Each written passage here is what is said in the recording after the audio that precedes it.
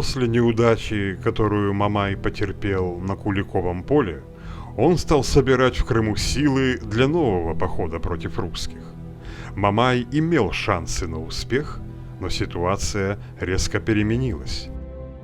Власть в Сарае перешла к новому хану, Тохтамышу, который быстро покорил все ордынские владения на Волге и двинулся на запад, чтобы подчинить также и Мамаеву орду.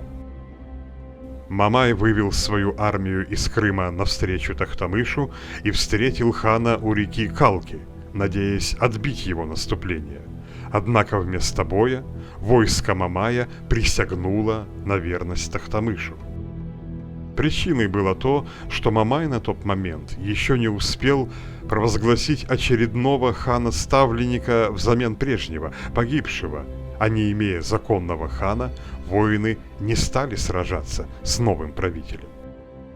Мамай бежал в Крым и пытался найти убежище в генуэзской Кафе, однако генуэзцы, опасаясь гнева Тохтамыша, не впустили Мамая в город. В итоге Мамай был задержан и казнен сторонниками Тохтамыша. Спустя годы яркий образ Мамая влился в фольклор многих народов. По легенде, в могиле Мамая были скрыты несметные сокровища, потому Мамаевы курганы в разных местностях издавна возбуждали интерес.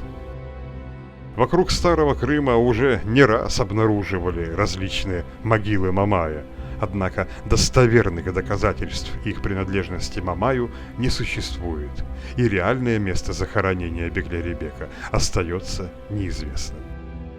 Главная заслуга Мамая в истории Крыма заключалась в том, что пока в других областях Орды нарастали хаос и разруха, Крым под властью Мамая в целом избежал подобных потрясений.